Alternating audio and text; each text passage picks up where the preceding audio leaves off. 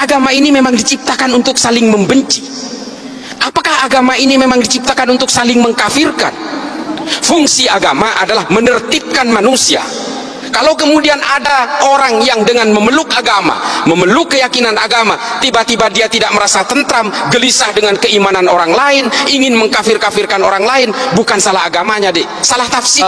Saya ingin cerita 3 kisah sebenarnya. Kisah yang pertama adalah dalam 2 bulan terakhir ini saya dilibatkan oleh pemerintahan Somalia.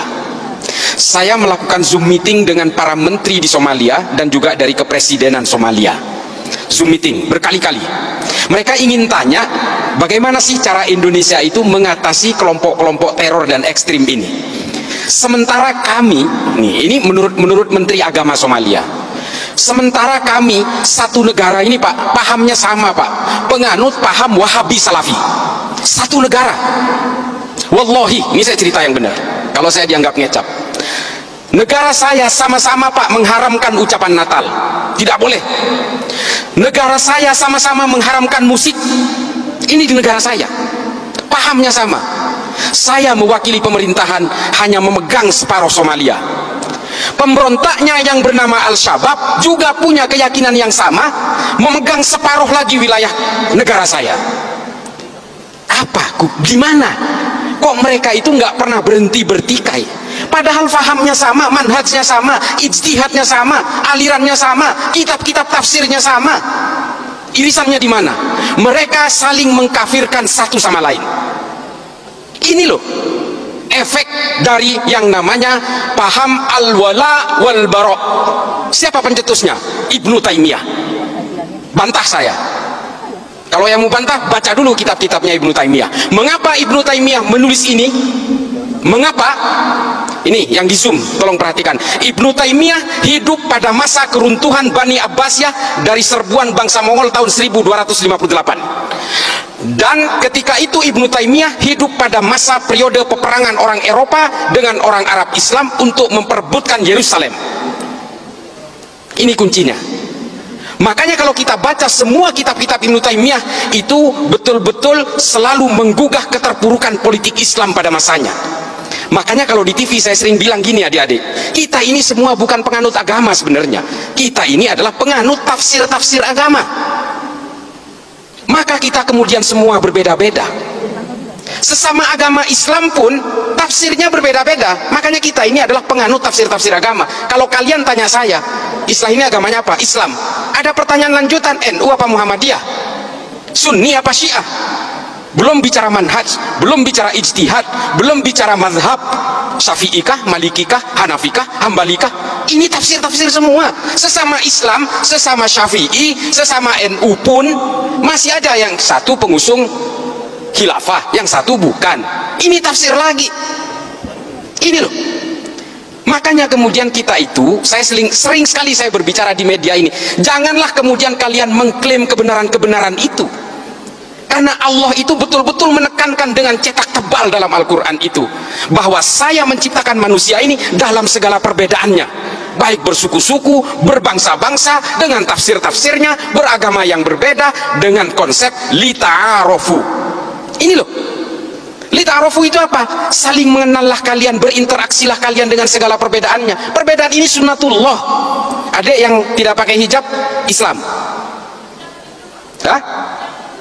Hindu, saya tahu dia Hindu nggak pakai hijab karena dia itu lahir dari orang tua beragama Hindu. Yang di depannya kan pakai hijab karena lahir dari orang tua beragama Islam. Ini takdir-takdir kelahiran dan keimanan itu tidak bisa dipisah begitu saja, Dek. Lalu kalau kalian merasa paling benar, mengklaim paling kebenaran itu ada di pihak saya, kalian akan belajar tentang kebencian dan perbedaan itu dan kalian melawan sunnatullah. Ini loh yang kita ingin gugah hari ini. Kenapa saya harus datang ke sini?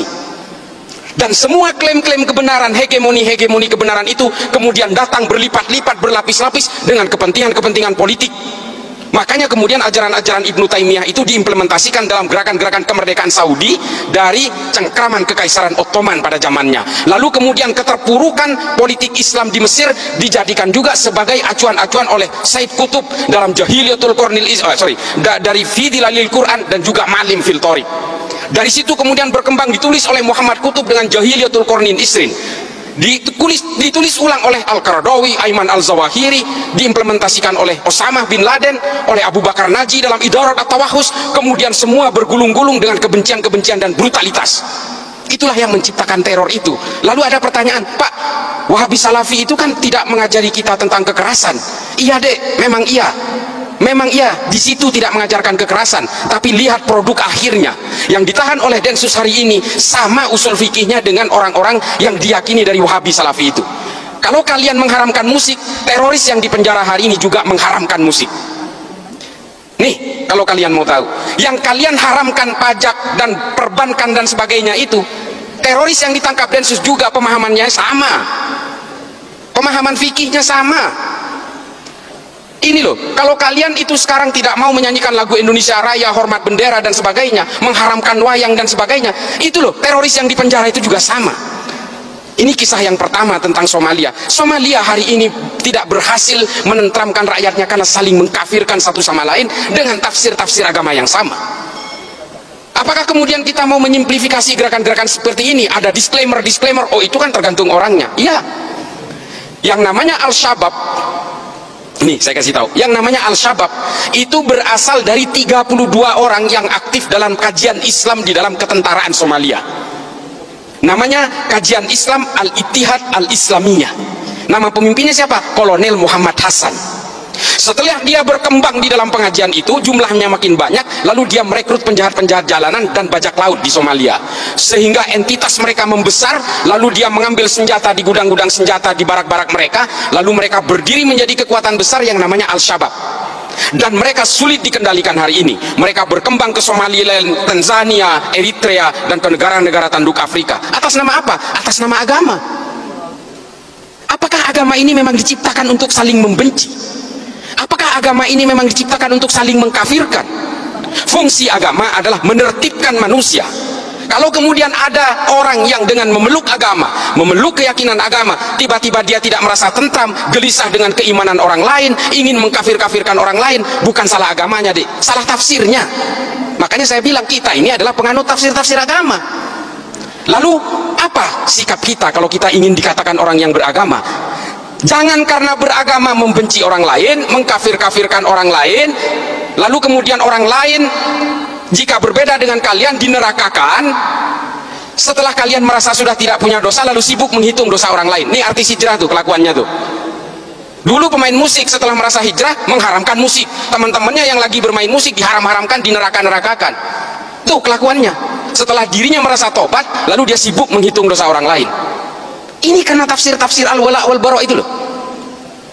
Ini betul-betul menjadi concern saya. Makanya kalau kalian lihat di TV, saya selalu menentang ini. Ayolah bawa agama Islam ini, termasuk agama-agama lain ini, tolong bawa deh ke dalam arah kedamaian, anti kebencian, anti kekerasan. Itu baru beragama namanya.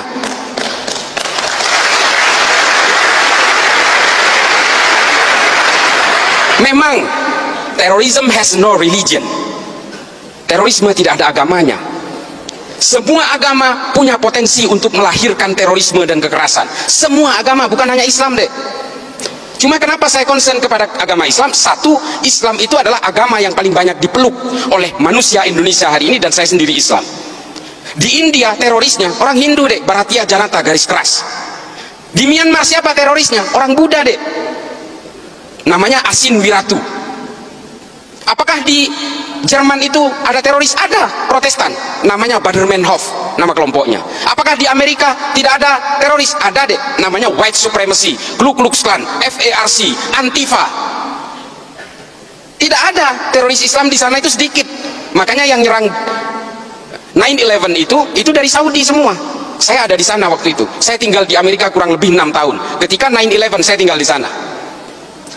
Saya dulu pernah terpapar dengan ajaran-ajaran Ma'alim fil Thoriq ini. Saya meyakini bahwa kalau Islam ingin berjaya, maka Islam harus tegak secara politik. Itu keyakinan saya dulu. Kalau lihat Gus Dur di TV, saya matikan TV-nya. Ini antek Yahudi nih. Saya dulu begitu. Ketika ada orang-orang Islam yang moderat, wah saya matikan TV-nya. Cak Nur apalagi, paling saya benci itu. Nurholis Majid, Allah yarham. Buya Syafi'i Ma'arif, saya ganti channelnya. Saya mending nonton yang lain. Itu dulu saya seperti itu. Tapi kemudian saya berusaha mempelajari semuanya. Saya baca buku